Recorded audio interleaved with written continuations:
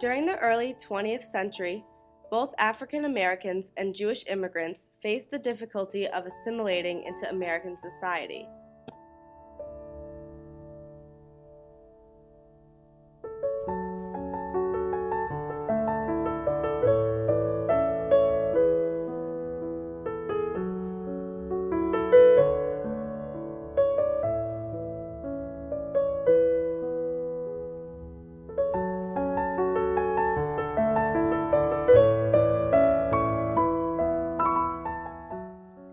These two groups of people were each categorized by their cultural background and faced segregation that made adapting to American life extremely challenging.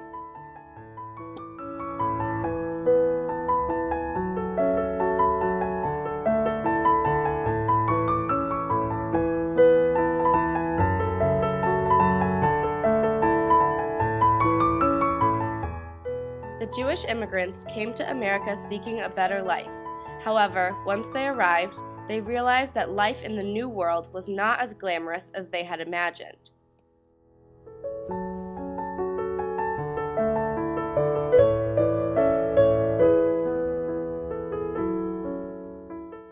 Immigrants were exposed to living conditions in the tenements, which were unsanitary and posed a danger to their health and social well-being.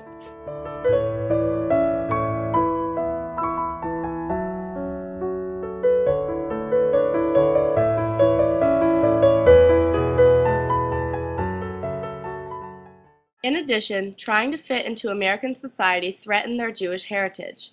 Jewish practices of social insularity, especially in regards to marriage, also made it difficult for them to assimilate. Jews chose mainly to keep to themselves and preferred to marry within their own communities. This decision to stay within their own heritage caused outsiders to distrust Jewish intentions to assimilate into white American culture, thus damaging their ability to adapt to American life.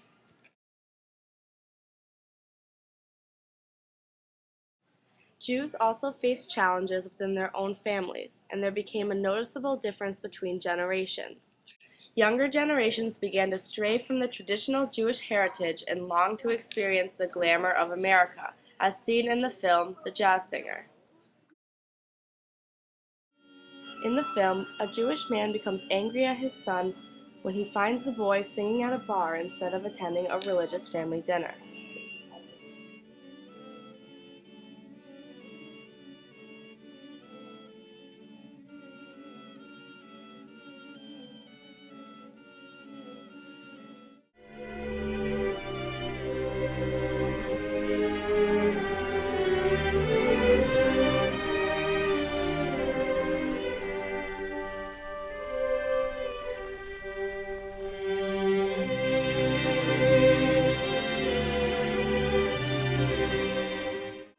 The film then traces the life of the boy, who runs away from home and grows up to be a vaudeville performer.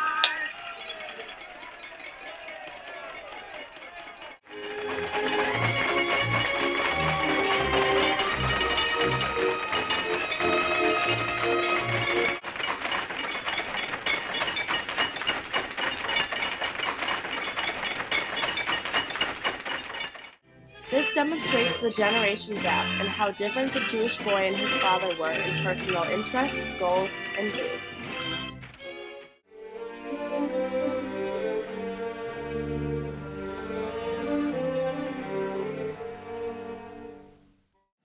Jews also performed vaudeville using a technique called blackface, which involved painting black on their faces in order to look like African Americans. Blackface was so popular with the Jews because it allowed them to express their hardships through an identity other than their own.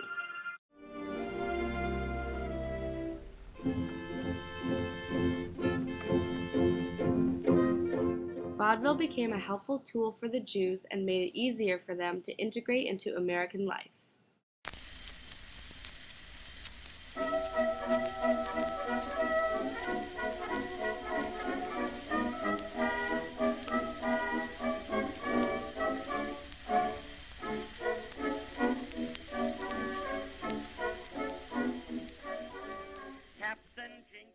Vaudeville for African Americans, however, was different than for the Jews. Unlike the Jewish immigrants, who used blackface to prove their whiteness, African Americans could not take on the role of whites. This aspect of vaudeville entertainment was a symbol of racial prejudice at the time.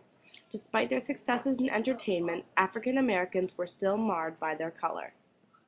African American vaudeville demonstrated a comprehensive interpretation of their lives in society.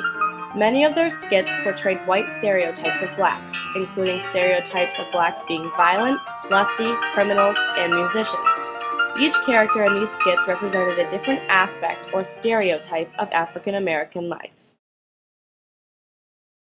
In E.L. Doctorow's Ragtime, the black character Coalhouse Walker still faced difficulty in America even as a higher-class citizen.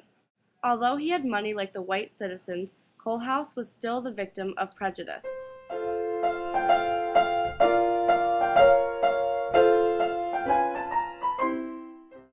On the other hand, Tate, a poor Jewish man, went from living in the tenements to becoming a famous movie producer, and such wealth helped him to become accepted into American society.